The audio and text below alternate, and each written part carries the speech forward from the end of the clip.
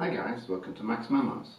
Sometimes I want to make videos about the video as well, and last week I upgraded my audio kit from a pile of crap to something more usable and more portable and more practical, and which I think will help me a lot when it comes to improving my audio in my videos. So let's talk a little bit about audio and video and the Saramonic Blink B1 500 or Saramonic Blink 500 B1. I can never remember which it is, but anyway, let's get started, okay?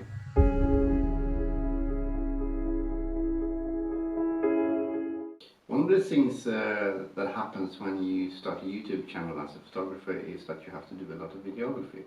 And I mean, I have to sit here doing stuff like this, talking into a camera and wondering if my neighbor is going to hear and think I've gone completely insane. Now, this here was the crap I used until last week. You see, you have microphones, you have a lav mic, you have cables, and basically my workflow was getting to start a video and then basically piecing together, connecting this bit to that bit and this bit to that bit and everything. It was just a whole mess. And it wasn't really good either, because as you can see, this is a Röde Wireless Go, and it doesn't have a holder to put into hot shoe because it's broken off. The microphone still works, so I use this as a voiceover microphone. So I connect it into my phone, and I record voiceovers when I have to do that. So, but basically, it's a good mic, but it's broken, and I have to sort of work around its brokenness. This is a pretty crap mic. The difference between this Hama, this is it, Hama RMZ14, and this one is that this is powered. There's a battery inside here, and that means I get a little bit more reach with this. So I can put this on the hot shoe, in the hot shoe of the camera, and if I'm like I'm now about 2 meters away from the camera, it will still pick up my voice okay, but the recording will be grumbly, bassy, and not very good. So I have to work a lot more in post to fix the audio, and I can't always do that. However, in 95% of the time I was using this, which looks ridiculous. I would clip this on to my shirt and basically record audio. This is a pretty good mic. It's a Aperture easy lav mic. It's made for phones, so you have this TRRS adapter, and since you need another connector to plug it into the camera, I have this adapter here, which I just clip on like that, and I stick this into my camera. So, but as you can see, it is corded, and it's a pretty long cable, but I keep forgetting that I'm wearing the lav mic, and I walk away after a shoot, and it has happened a couple of times that my camera has fallen over. Luckily, it has fallen on the grass both times, so it was okay. I mean, the beauty of the Panasonic Lumix G80 is that it's incredibly rugged and hasn't broken yet, and hopefully now it never shall. And of course I got cables. I'm not going to go into the details about the cables and stuff. It's like extensions, cables and adapters and stuff like that. So this is basically the crap I've been using, and if you haven't watched any of my other videos, you may have noticed that the audio quality has been from to so hopefully my audio will now be much better, because I have got myself this little beauty. This is the Saramonic Blink 500 B1. What the B1 means is that it comes with one transmitter and one receiver, and you have the B2, which has one receiver and two transmitters, and B4, which has like 4 transmitters and one receiver. There was a choice between buying this and the Röde Wireless Go, but I bought this because with the Röde you can't really expand the set you have. You have to buy a completely new set for every transmitter you want to use. So you have to buy a transmitter and a receiver for every person you want to pick up audio from.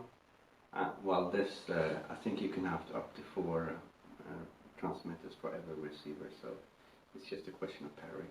So I bought the B1 because I'm only expecting to pick up audio from me right now, and if I ever need to record audio from 2 people or more, I can easily expand that kit. The other thing though is that I should have a boom mic for this kind of stuff, but I may somehow tape this into a boom mic or something like that, because I think it would work well as that, and the audio would be much better than with the lav mic anyway. So we'll see.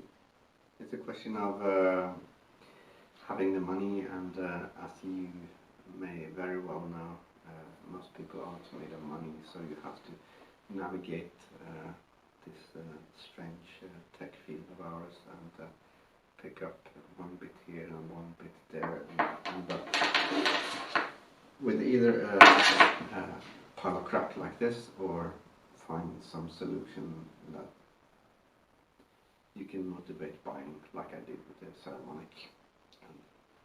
Yeah, let's go into 3 reasons why you might want to consider the Saramonic, and also 3 reasons why you shouldn't consider the Saramonic. So, well, reason number 1 for wanting to buy a Saramonic Blink 500 or any kind of wireless system is portability. I mean, I'm a one-man band and I have to carry everything I need for production on my back, and the more I can condense into one small thing, the better. And the same is true for microphones and stuff. I mean, here in the studio I don't really mind, which is why I'm thinking about booming my audio recording in here with a shotgun mic. But if I'm running around the town, I want to record good audio, but I also want it to be very portable, and any wireless system like the Saramonic Blink 500 fits that bill. Reason number 2 for going with the Saramonic Blink 500 over other wireless system is, of course, the price. The initial kit for Saramonic and the Röde Wireless Go will be about the same. I think the Saramonic is slightly cheaper, but not much. But like I said before, it comes down to expandability. I can add another transmitter for just like 80, 90 euros to the existing kit, while I have to buy a completely new kit to expand my recording possibilities if I want with the Röde Wireless kit. So from a price value standpoint, the Saramonic Blink is excellent value. Reason number 3 for going with the Saramonic Blink 500 is, of course, usability. It's a lot less futzing around. You stick a piece of kit to your camera, and you stick a piece of kit to your belt, and then you hook up the lav mic, and that's about it. Like I said, with the corded lav mic I had before, there was always a changes that I would forget that I was wearing it and walk away and basically pull everything else down with me in my wake. And that's not going to happen with a wireless system like this. So from a usability standpoint, it's excellent. Now let's go with 3 reasons why you might not want to bother with a wireless system of any kind. Or I'm not going to target the Saramonic, because I think these objections are valid for all kinds of wireless system. And the first one is interference. You will have noticed I have a mobile phone here. Since I'm on the Panasonic, I'm using the Panasonic imaging app, which operates my camera, and which makes it possible for me to sit 2 meters away from the camera and be in focus, because the Panasonics are terrible at autofocus, so I have to manual focus. And for that I just press my face on the phone here in the app, and I'll be in focus. But the thing about this is wireless driven, and this is wireless driven, and you have to be careful about overlapping signals. And if you don't pay attention to what you're doing, then these two can cancel each other out. And if you have a router or anything that runs on wireless in the system, it doesn't matter if you sit like 2 meters away from the camera and the receiver, you can still get choppy audio. So keep that in mind with any wireless system, and not just the Saramonic Blink 500. But since that's the system I have, it's a kind of interference that I have noticed. So the Saramonic Blink 500 does not have exchangeable batteries. The batteries that are in it are there until the unit dies, and as you all know, lithium-ion batteries have a set timeline. There are only so many charges you can do until the battery is dead. So one of the downsides to the Saramonic Blink 500 is battery, and the fact that it's battery powered that way. I would have preferred exchangeable batteries like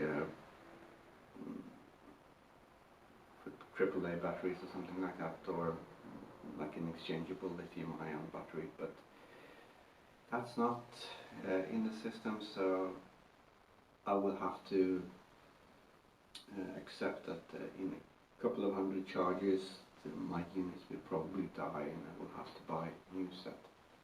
And the third reason to not get the Saramonic Blink 500 is it's a crutch. And what I mean that you're going to get a much better audio quality with dedicated shotgun mics and stuff like that. And lav mics aren't that good. I mean, this is pretty cheap lav mic, and the audio quality is probably going to be okay-ish rather than great.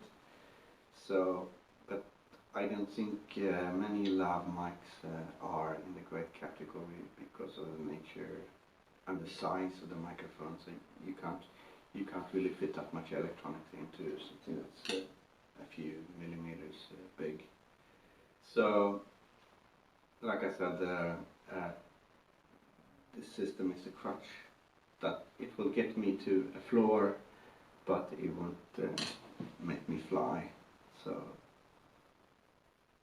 that's the reason why I'm still planning to upgrade my audio kit, so I'll have shotgun mics and audio stands and padding and everything like that in here. So that's the third reason you might not want to go with a Wi-Fi kit, and you might actually want to start out with a proper boomed shotgun mic for this kind of recording, and save lav mics and stuff for when you're on your feet outside in the city taking pictures or something like that. So that's basically my reasons for either buying the Saramonic Blink 500 or not buying it. And I hope that was useful to you. So the fun thing about doing YouTube of any kind is that you really don't know what you're getting yourself into. So I spent like a year thinking about, I should start a YouTube channel because nobody's talking about urban photography. The kind of photography I do is landscape photography, it's street photography, it's product photography or something like that. But nobody was talking about urban photography. So I thought, I should make a channel about that. And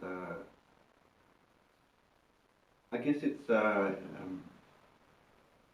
further evidence that the people who know the least are the most cocksure and certain that they'll be able to do it. So, but making these videos has been a real learning experience, and hopefully I'm at the point where I see how absolutely awful I am at making videos, and that it's going to be a progression of quality going upward and upward and upward from here. And I think audio has been the most glaring thing that has to be fixed, and I will hope that I will fix that now with Saramonic Blink 500. The next thing I'm going to fix is my lighting, because I have sort of fixed strength bulb lights.